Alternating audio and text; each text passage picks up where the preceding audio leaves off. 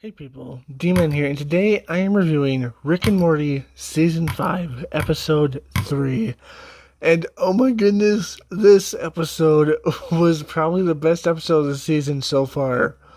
The first episode of the season was great, second episode was pretty damn good, but this episode, best episode of the season so far. There will be spoilers, but without spoilers, as I already said, my personal opinion, best episode of the season so far. I've already watched the preview to the next episode, and it seems very cringeworthy. Like, really, really cringeworthy. There's like a certain apparatus to a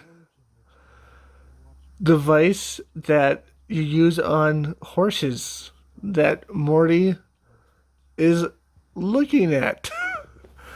But that's weird. But this episode, without spoiling it, it was just really funny, really good. And there was two plot lines, and it was one of those episodes that I can't tell you because I spoil it. Anyways, let's go into spoilers so I can tell you. Spoiler alert. Just remind you to subscribe, hit that bell, like, comment, share this video, Twitter, Instagram, and TikTok down below. Okay, so spoilers.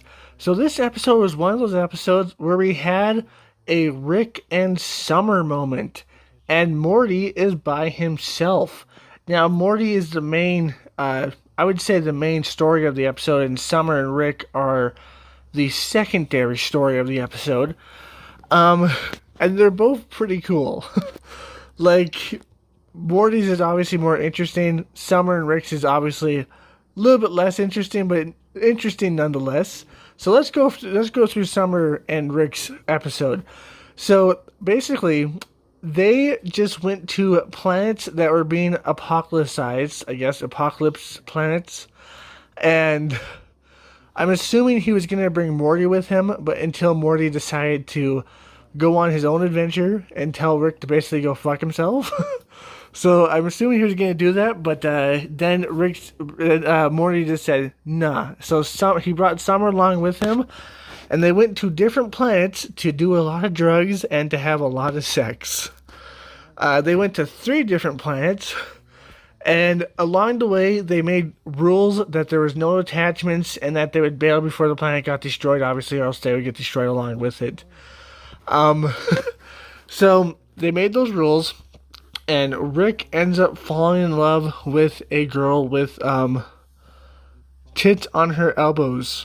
It's very weird. And then Summer's kind of pissed off about it. And at the last planet, she kind of saves the planet just to spite her father. Just to spite her grandpa, not her father. Just to spite her grandpa. And it's kind of funny. And at the end, they go home and Rick kind of congratulates her on being a dick. Because that's what he would have done, because he's also a dick. So we have a little wholesome moment at the end there with Summer and Rick. With Summer and Rick, yeah. I almost said Summer and Morty. And there's also like this subplot about the parents trying to control their... Sorry about that little cut there. But as I was saying, there's this little side plot to these stories where their parents are trying to stop them from making like mistakes and stuff and doing this stupid stuff.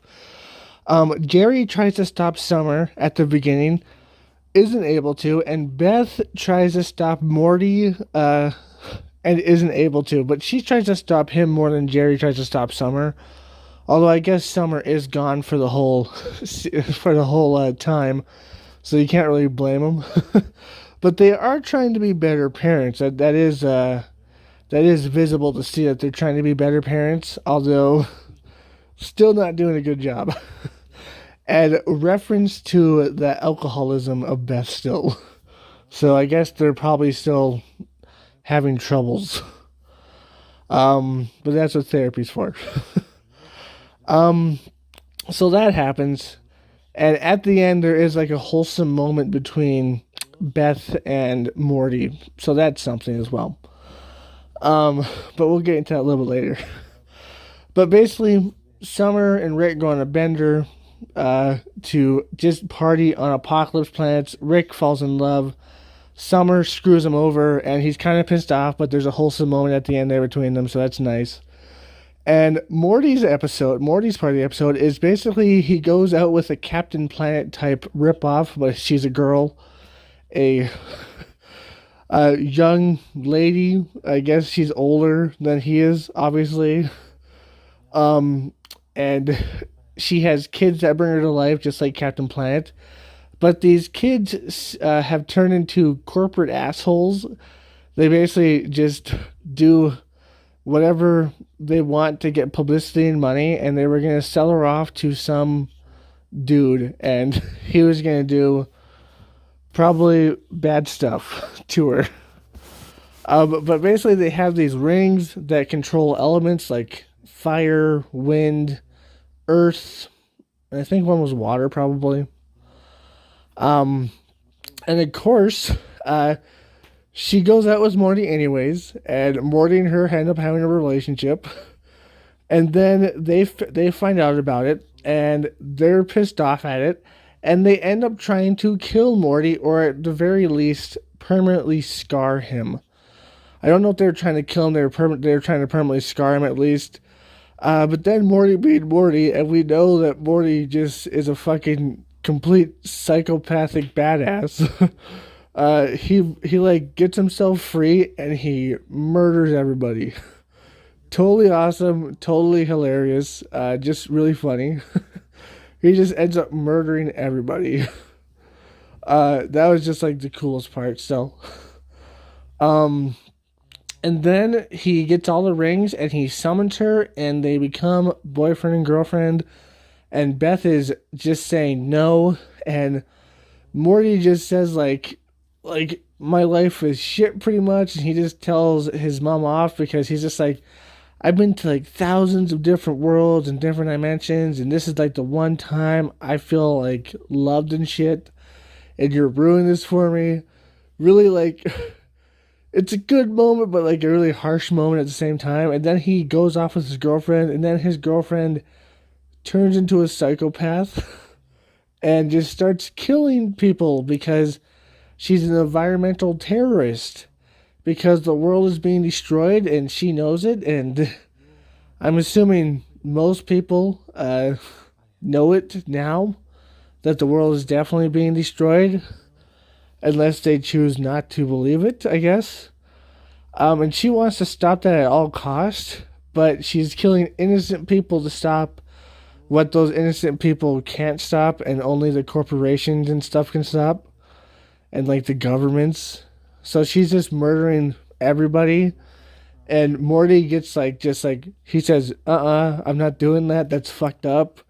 And she gets pissed off at him, and then she tries to get back together with him, and Morty's just like, I can't love you, you're like a psychopath that kills a bunch of innocent people. And she's like, you killed the kids that summoned me, so you're no better. He's like, yeah, well, they were evil fucks. And you're killing innocent people. And she's just like, you know what? Fuck you. And then she flies off, and who knows if we'll see her again. I'm sure we will see her again, like, as a background character. Or maybe she'll try to get revenge on Morty. Or maybe evil Morty might get her, because she'd be a good character to have evil Morty have, because then he can like control her and have her powers, and she's pretty goddamn powerful. So that might be something. That'll be interesting if that happens. But she is probably going to be a background character, I assume. Maybe even a future nemesis. I don't know. But yeah, that happens, and then Beth comes in and comforts Morty, and we have like just a good moment there at the end with Beth and Morty. So yeah, in general, the episode was awesome, full of carnage and blood, but a lot of funny moments. It was just a great episode. But yeah, man, pretty cool. Anyways, I hope you enjoyed this. If you did, like, comment, subscribe, and share. Hit that bell notification. That's the best way to keep my channel. Link down below to my Twitter, Instagram, and TikTok. And as always, my friends, stay sane. Peace.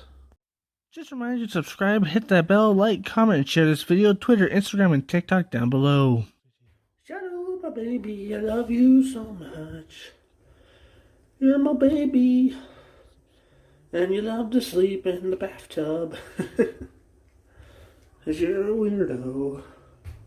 Shadow, look, look up.